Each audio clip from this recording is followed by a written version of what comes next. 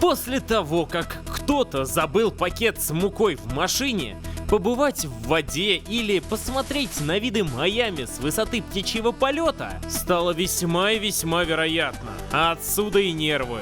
Конечно же, первой ассоциацией с солнечным штатом является Тони Монтана.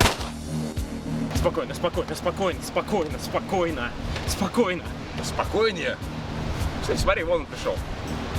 Пожелаем мне удачи. Здрасте. Say hello to my little friend. Hello? Понимаешь? Да, вот. Мука высшей пробы. На, пересчитай. Тебе повезло. Больше мне не попадайся. Короче. Тони Монтана – персонаж фильма «Лицо со шрамом». Данное кино от Брайана де Пальмы является ремейком картины 1932 года, которая также рассказывала про любителя маленьких друзей. Погляди, у них ручные пулеметы. Вот бы и мне такие. Через месяц я бы захватил город. На момент выхода ремейк получил разгромные отзывы от критиков, но, как обычно и бывает, время расставило все на свои места. И на данный момент «Лицо со шрамом» расценивается как один из величайших гангстерских фильмов в истории. Что неудивительно, ведь все самые важные ингредиенты хорошего кино здесь есть. Превосходные актеры, харизматичные персонажи, запоминающаяся музыка, отлично прописанный сценарий, удачные фразы, операторская работа и, самое главное, атмосфера. Господи, я никогда не забуду эту сцену.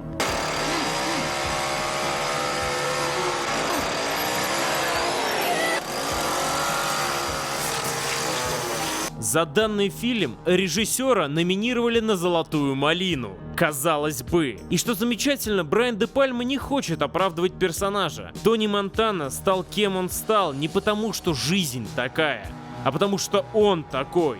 Отсутствие попыток оправдать заставляет верить в персонажа и уничтожает всю фальшь. Тони знает, какие жертвы ему придется принести. Он их осознанно приносит, дабы получить мир в свои руки.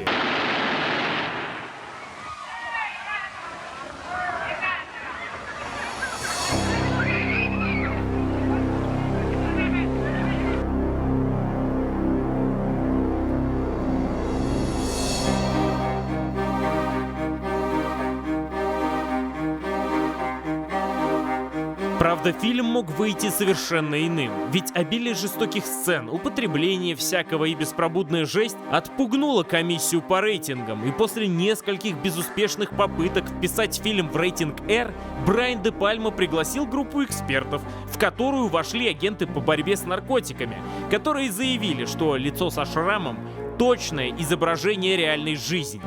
Это и убедило комиссию киношников присвоить фильму рейтинг R и обширнее повлиять на целый пласт культуры. А что в пакете-то было? Ну уж явно не мука.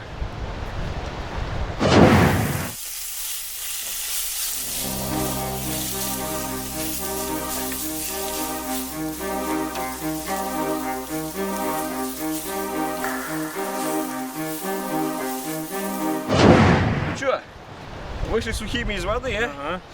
Поехали сохранимся.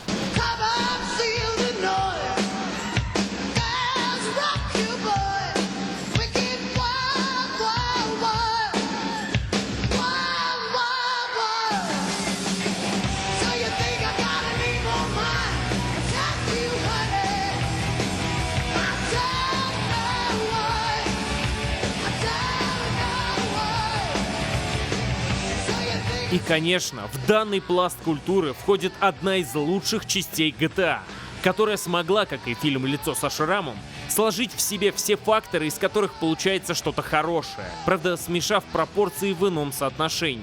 Депрессии, например, меньше, хотя, казалось бы, история практически один в один, да и имя героя — это ошибка в паспортном столе. Антонио Монтана.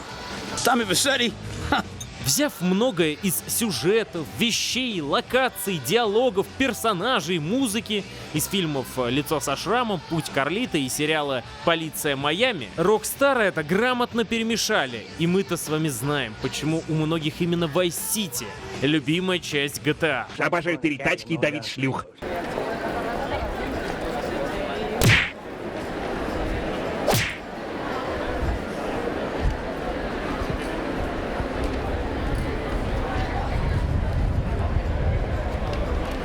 Нет, потому что именно все эти ингредиенты образовали яркую индивидуальность этой части. И как по мне, именно Vice City обладает самым запоминающимся лицом франшизы. Лицом со шрамом из Vice City. Flashback FM.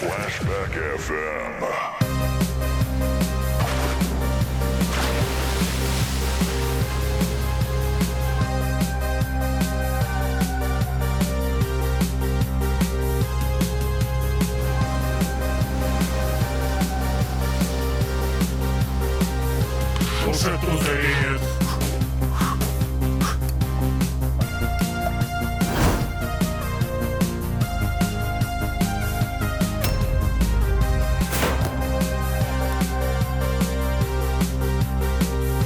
Open up the limit.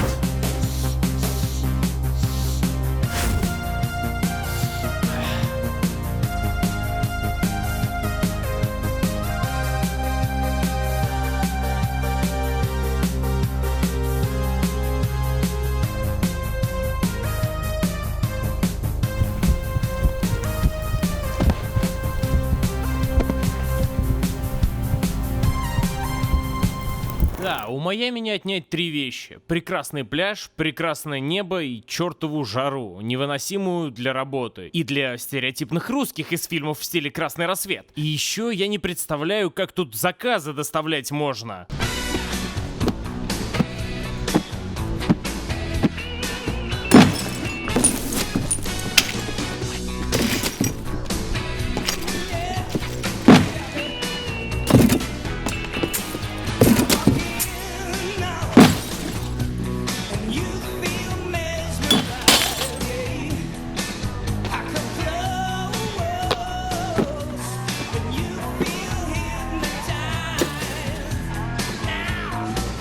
Если речь заходит про солнечный Майами, как не вспомнить знаменитого любителя гавайских рубашек? Все они были мертвы. Последний выстрел поставил жирную точку в этой истории. Я снял палец с курка, все было кончено. Нет, не этого любителя. Речь про Эйса Вентуру.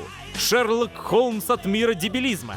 Но, несмотря на все кривляния персонажа и его, казалось бы, несерьезность, он крутой спец в детективном деле, готовый пойти на все для спасения братьев наших меньших. Благо, подобный образ великолепно реализуется. Ведь все антигерои фильма принимают Эйса за дебила, тем самым убирая его с радаров. Тут-то он и наносит удар. Если бы не Джим Керри, образ не получился бы таким ярким и столь любимым народом. И ни в коем случае не смотрите данный фильм в дубляже. Да и в конце концов, именно Эйс Вентура использовал слоумо, когда оно еще не было мейнстримом. А также шутил над Почтой России до публикации разоблачающих роликов.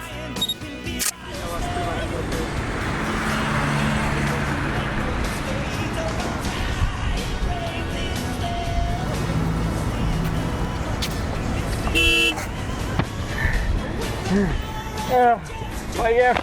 Господи, как же жарко в Майами. Я не понимаю, как здесь курьеры работают. Не беда, свечи залило. Нужно немножко подождать.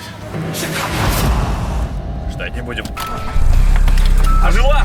Ожила!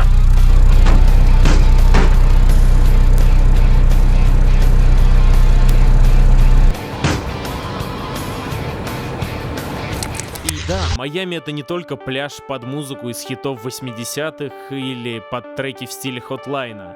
Майами — это еще и офисный центр. А также Майами является небольшим тизером Луизианы. Но ради чего действительно стоит приехать в Майами, это именно тот самый дух и та самая атмосфера, о которой вы думаете, когда кто-то говорит «Майами». И если честно, то побывать тут также было мечтой в моей жизни, и благодаря вам, зрителям, эта мечта исполнилась. И да, пройдена половина пути. Осталось получить артефакт из этого города и двинуть дальше.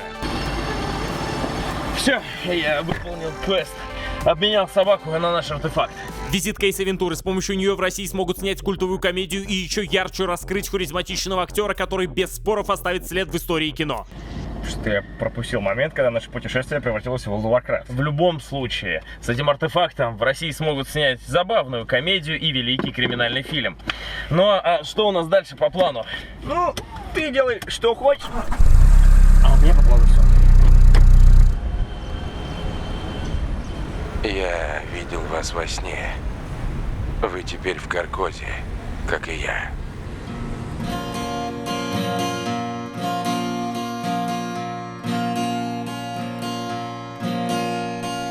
From the dusty mesa, a looming shadow grows, hidden in the branches of the poison creosote.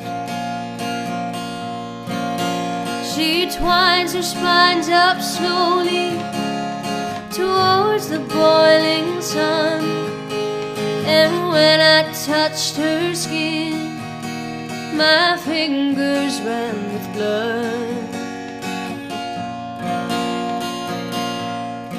Ну а если вы хотите больше ярких эмоций, то угадывайте, какие фильмы будут в следующем эпизоде и получайте приз. Ссылка в описании.